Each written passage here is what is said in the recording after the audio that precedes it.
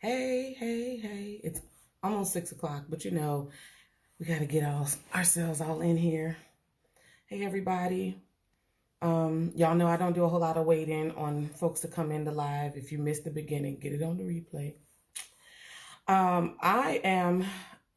was compelled to come on Facebook Live. Usually my Facebook Live is like, hey, get on, let's do this, let's talk. And it's like fast, fast, fast. Today I'm like, let's talk about some stuff. I've been through some things this week. If you follow me on social media, you know I've been going through it, right? With this whole thing with Maya and going off to college.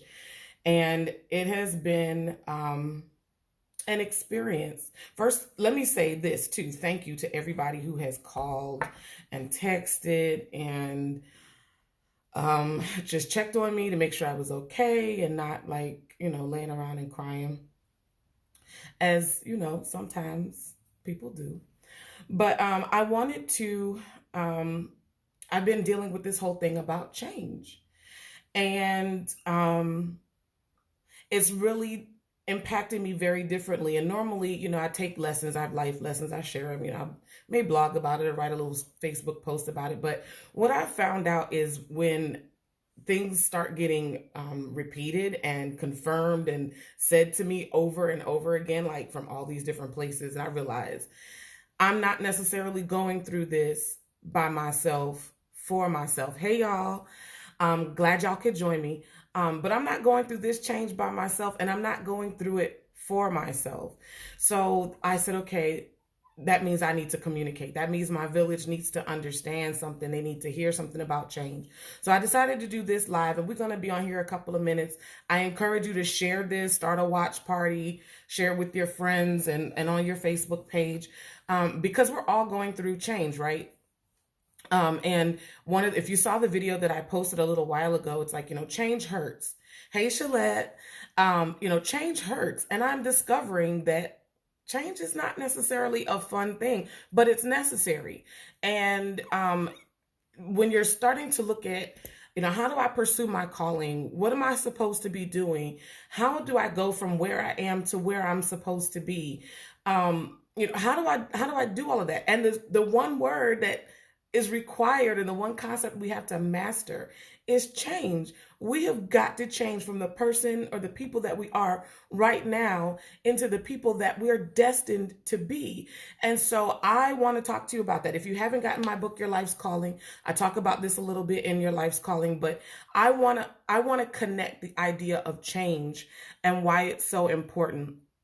One of the things that if you haven't gone to my blog, I want you to go to my blog, like read the blog.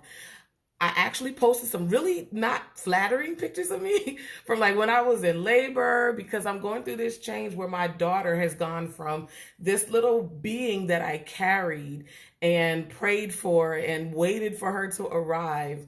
I went through this process of change. And what happened in that process was I experienced the worst pain of my life. I don't remember the actual sensation of the pain, but if you go to my blog on thedrrhonda.com, you will see there's a picture of me like, oh, it's the worst. It is the worst. And I remember pulling on her dad and going through the pain of birthing this thing out of my body. And it was exciting. It was scary. It took a couple of days, but it wasn't fast. It wasn't like I'm going to hurt a minute and then I'm done and this great thing has happened. This took a while.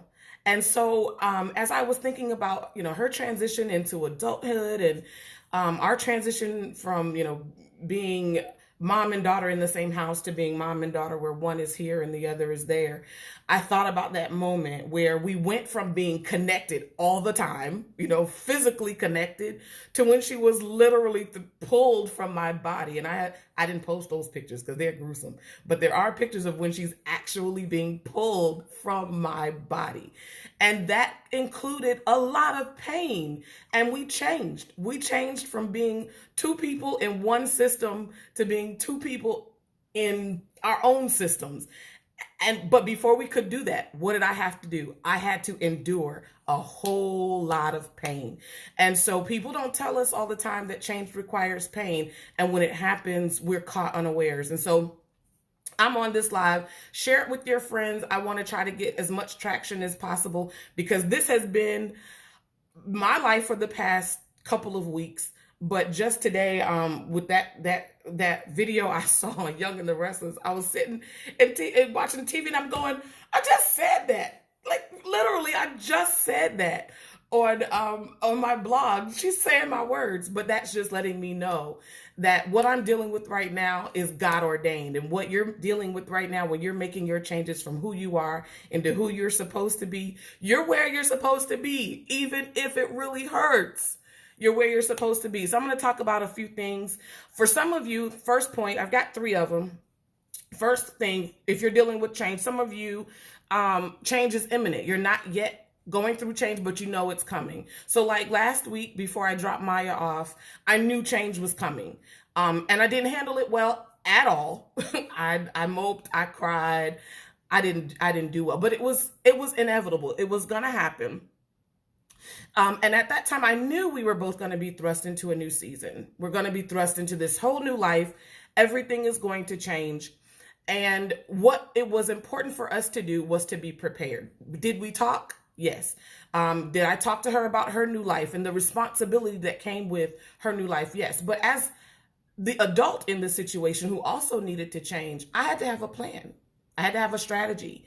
I had to talk to people who could say to me, this is how this is going to feel when it's time for you to change. So if you don't have a support system, if you know change is coming and you don't have a support system, you need to get one. That means if your therapist, your support group, your best friend, whoever it is that is your support group and who can help you come up with a plan so that when the change actually happens, when the season of change arrives for you, you're not left with no support. And that's important. And that's been really helpful for me over the last couple of weeks to have that support system. Listen, I didn't go through birthing that baby by myself. I had a whole team of people who were helping me. They had a plan. My baby was 3 weeks early.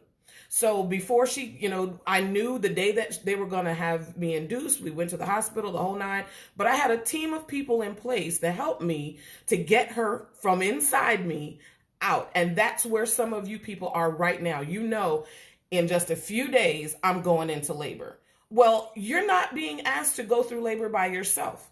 What you're going to be asked to do is to assemble a team of professionals, a team of supporters, a team of people who can actually help you get what's in you out. And so what we sometimes do is feel like, well, I'm an entrepreneur or whatever this is, my path, I have to walk it alone. No, you don't. We are not supposed to be creatures in isolation. We are intended to be people who are connected to one another. And so it is important as you approach your season of change to have a plan. So for me, I have friends. My mom, of course, if y'all know Pastor Francis, she gets all the tears. And then I have my friends, my close friends, and I have certain people that I can call. I need you to pray for me, or I have somebody I need to vent, or woe is me. I had those people in place, and you need to have that too. So start thinking about who can be that for you. Who can be the person or the group of people to help you as you make this transition from the person you are right now to the person that you're supposed to be. Secondly, the second set of people who are dealing with change are those of you who know you need to change, but you are in fear of the unknown. And so you're in the grips of fear. You're in a tough place because you don't want to take the big step, but you're too scared to take the big leap. Right? So you're nervous. You don't want to stay where you are, I should say. You don't want to stay where you are, but you're too afraid to take the leap. So you're kind of in this purpose purgatory, right? Because I know I can't stay here, but at the same time, I'm too scared to take the step. And so you end up in this miserable place where you know you need to change. You know something about your life has to change, but I'm caught between two opinions, right? I can't move forward. I can't stay where I'm at, it's miserable. And so for you, those of you who are in that place where you know you need to change, you know the time for change is here. You are standing on the cliff and everything around you is saying it's time to jump. And you're like, I can't. Let me tell you, yes, you can. And it is time for you to jump. What you have to do is confront your fear. And one of the ways that we confront fear is by being realistic. What's the worst thing that can happen to you? So I have people, when we coach, I have people that come in, we sit down and we talk, or we talk on the phone or whatever. And I say, well, what's the worst that can happen to you? Like, are you going to lose a limb? If you heard me talking on the radio on 88.1, I was like, well, what's the worst? Is somebody going to die? Now, if somebody's going to die, like really take this, that's a whole other thing. But if nobody's going to die, if nothing, and if you're not going to lose everything the moment you fail, then why not try it? Right? What's the worst thing that can happen to you when you decide to make this change? What's the best thing? So, okay, everybody says, pros and cons, but it's not just pros and cons. We're talking about uprooting everything that you know, changing from who you are into something else. Exactly. You won't conquer what you won't confront. You got it, Pastor Garlina. 100%. If you can't look at it, you can't take that fear off the table until you take the power from it. And you take the power from fear by looking at it for what it is. And that means saying, okay, I'm afraid, but why? Because if I fail, everybody's going to laugh at me.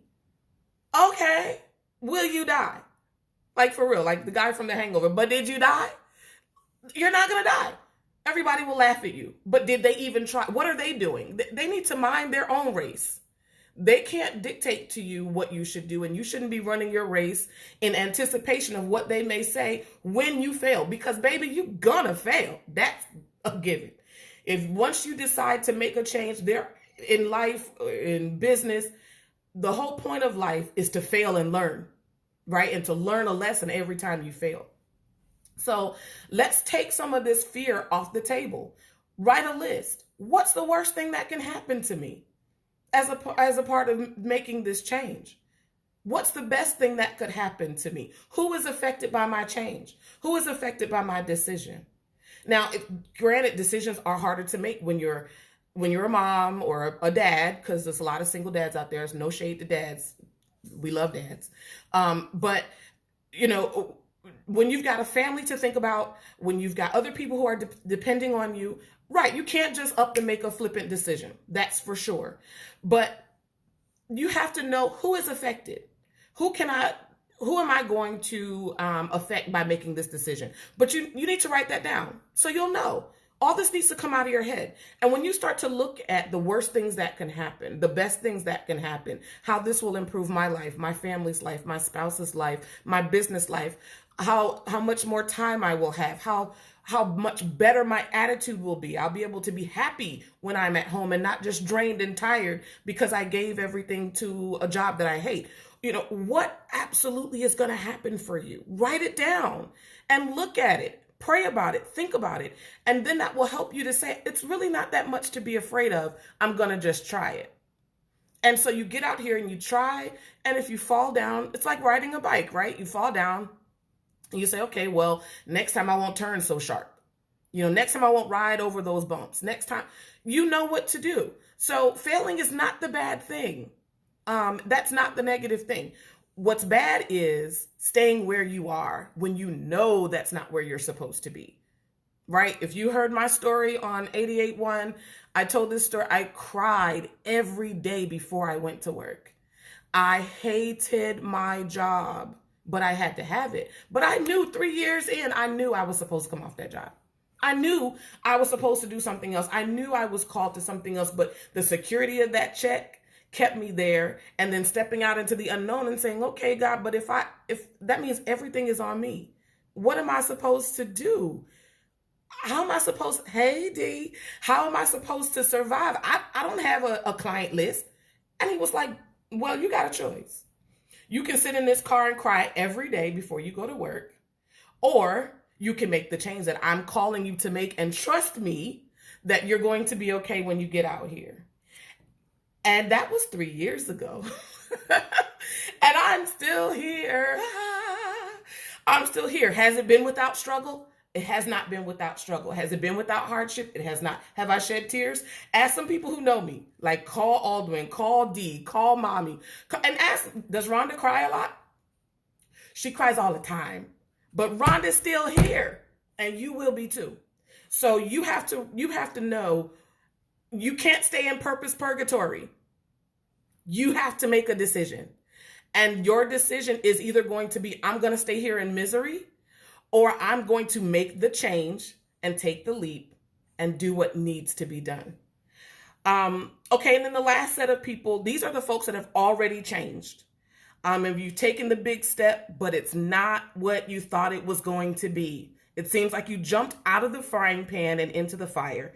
And like I said, if you're like me, you've cried some tears, right? If you're in that place where you took the leap and you thought it was going to be all rainbows and unicorns, and it is literally the hardest season of your life. And you're like, God, this is not what I signed up for. This is not it, right? Because I signed up for trusting God, and I'm going to get my Tesla, and I'm going to buy me another house, and I'm getting my boat. And I had we have our whole list, right? I had my list when God said jump, and I jumped, and we're waiting on God to move. Amen. But here's what happens. We don't realize sometimes that when it's time to make a change, our change is not a equal change. We're not going from this station in life to the same station in life on the other side. Very often where we are being required to jump to is down here. And we have to work and grind and faith and believe and pray and hustle our way back to ground zero. And once we have gotten our faith and our business plan and all of those things in place, then we take off. But we have been sold this myth by, all of the motivational speakers and sometimes even in our church settings, we get these, hey, take the leap and you're going to soar. And that doesn't always happen. Sometimes you take the leap and you hit the rock bottom, because you have to learn how to depend on your faith. You have to learn how to depend on your self-confidence. You have to learn who you are. If you stopped what you were doing today and jumped into, immense success, you'd lose yourself. I would lose myself in the Louboutin boutique. Okay? Believe that. I would lose myself in the travel industry because I'd be all over the place. You give me $1 million today and I'm in Cabo tomorrow. But when you work for that position, you've earned it. You've paid your dues. You've earned your stripes. There's a whole different, like they say, that thing hit different when you have earned it, right? When you have made your way, when you have paid your dues, when you have earned that grit, that level of success hits completely different. So what I want to help you understand is when you make your transition, do not expect that your jump is going to be a jump from A to Z. Sometimes your jump is from A to B minus, and then you work your way back up before you can actually hit the success that is destined for you. Not saying you're entitled to it, but that is destined for you. There is prosperity assigned to your life. There is immense joy assigned to your life, happiness, fulfillment, all of the things that you really want out of life. They are assigned to you. Once you step off the cliff and accept your calling and begin walking in your purpose, you will achieve those things ultimately. But baby, don't believe that the moment you step off the cliff, you're going to walk into prosperity. It doesn't happen that way for everybody. I'm not saying it doesn't happen, but it does not happen that way for everybody. Quite often, people, they have to hit the bottom to find the rock, to find their foundation and to build on that foundation. And I learned that from Kim Pothier this week. She's like my online mentor. She doesn't know it, but she's my homegirl, sister girl. We just talk all day long and she doesn't even know it.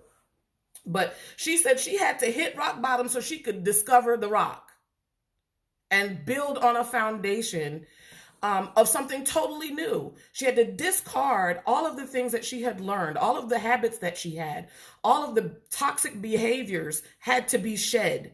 And she had to hit rock bottom so she could discover the rock of her foundation, so she could build what she now has and what God has now done in her life, which is absolutely amazing. But she had to shed all of those things. So she's another, if you don't follow her, you should. She's amazing. I love her. I'm seriously, I let her play all her videos play during the day, and it's like a homegirl just in my house, just talking and clowning and having a good time. So if you're in this situation, what I want you to do is be patient. I know you don't want to hear that word. It's like I just swore at several of you just now when I said it, but be patient, okay? You have to be patient. And you need to find encouragement. Like I told you, Kim Pothier speaks to me. I have people in my circle. You need to find that thing that will encourage you. If it's music, it's music. Mom sends something to me every single day now. Hey, this is our theme song for today. Meditate on this. And that's what we do. What is your encouragement? What is going to help you to remember, I can't quit. I have to keep going. I got to keep moving forward, right? Whatever that is, find it and tap into it. It's one of the things that will keep you grounded and will keep you from becoming overly discouraged, because you're going to become discouraged sometimes, but you need to find a way to become encouraged as often as possible. Pray a lot. Find books to read about where you are and about where you're going. Find mentors. Find people whose story are like yours. Again, talking about Real Talk Kim, her story is so much like mine, coming out of an abusive marriage, losing her home, losing everything, starting ministry at what seems like a later time in life when everybody else is, kind of sees you as the black sheep. And find somebody who is walking the path you're being required to walk. And just listen to them. They will let you know that where you are right now is not where you're destined to be forever. And how you feel in this moment, hurting because you're changing, you're in labor, you're having that, because the contraction is coming. Somebody's got to be there to hold your hand and say, baby, I've been here. I have birthed a baby. It's going to be okay. Everything is going to work out. Everything is going to be fine. You need somebody who can handle your freakouts and tell you, stop freaking out. Or I understand, freak out for now, but get over it in a minute, right?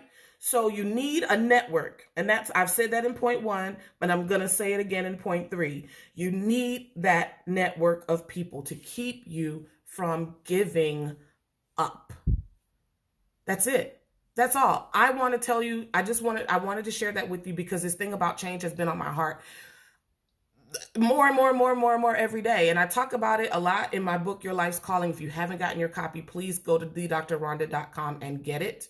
But I want to make sure that those of you who are called to do something different than what you're doing, you can dilly-dally. God gives us grace to make decisions when he has called us to do something. And then there are times when he goes, boop, go now. And he just pushes you off the cliff. Like sometimes you get to step gingerly, you just make a decision. I'll go now. And then sometimes he goes, no, you're waiting too long. Go. And so I'm encouraging you that while he's nudging you and saying, hey, baby girl, you need to, it's time. I'm ready for you to come off that job and trust me. And you're like, okay, Lord, give me about 6 more months. He's like, okay.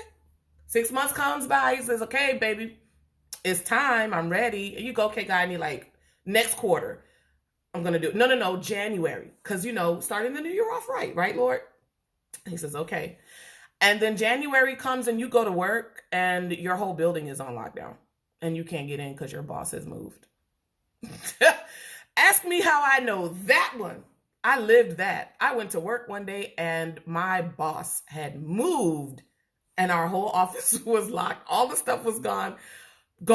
I had no job. It was gone because I had waited too long to move. So don't be like Rhonda. Don't do that. When it's time for you to make the move, make the move. Get all the resources that you can get. Get all the help you can get. If you need to talk to me, contact me, talk to me, leave me a message on this live, send me an inbox, email me, whatever you have to do. Buy my books. These books will help you get through this season. This is not just me promoting me. I did not want to write this book.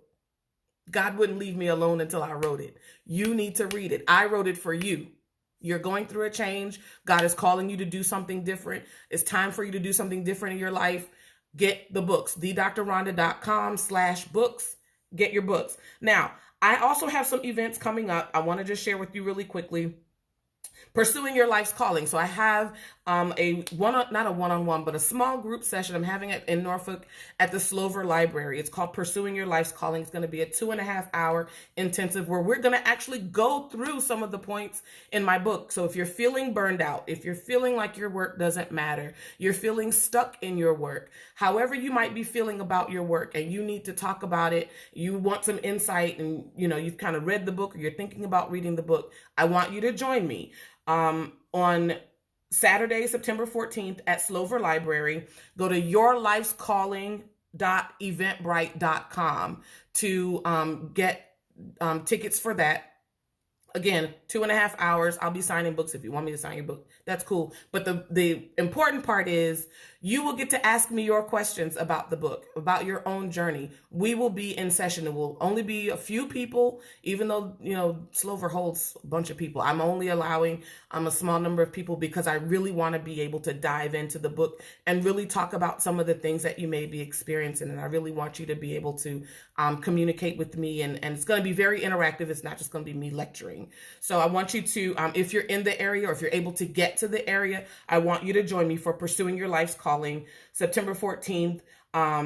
It's Slover Library, yourlifescalling.eventbrite.com. Now that's number one. The second thing is the teacher's secret. Now, if you are a teacher or you have teacher friends and you are buying school supplies out of your own pocket, I got tips for you. I got something to tell you. You need to be at this free event. Actually, you don't even have to be there. It's a webinar, 30 minutes. My special guest is Angela Knight Davis. She is my aunt, but she is also one of the big dogs at the Federal Reserve Bank. She's important peoples. So she is going to be giving important information to you about how you can couple strategy to your teaching so you can get that money back. There's not a lot being put out here for teachers who are expending their own money, and it's not fair. Nobody's treating you well. I come from a long line of teachers. My grandmother was a teacher. My mom was a teacher. My aunt is a teacher. I have teachers all in my family. And I'm a teacher. I teach at Norfolk State. But it's different because I don't buy them cheering nothing. But it's important for you guys to be able to recoup what you invest into our kids. It's not enough that you have to break up fights and all of these kinds of obnoxious things. I want to take care of teachers. So join me online for the Teacher's Secret webinar. It is free. All you have to do is register. And you can go to my website because, of course, in all my preparation, I didn't write down the link. But I will. It will be on my website and available. Go to thedrrhonda.com and you will be able to register for the Teacher's Secret webinar. That is Saturday, September 21st. That is also at 10, but that will only be from 10 to 10:30. So that's all I have. So we will be talking again soon. I hope that this has been a blessing to you. I hope that you guys are a step closer, at least maybe this much closer to making the change that you need to make in your life. Again, hit me up. I love talking to you guys. I love hearing about your accomplishments. I love hearing about your journeys and the things that's going on and the accomplishments that you're making. So stay in touch with me, and I promise I'm going to stay in touch with you. Until next time, see y'all.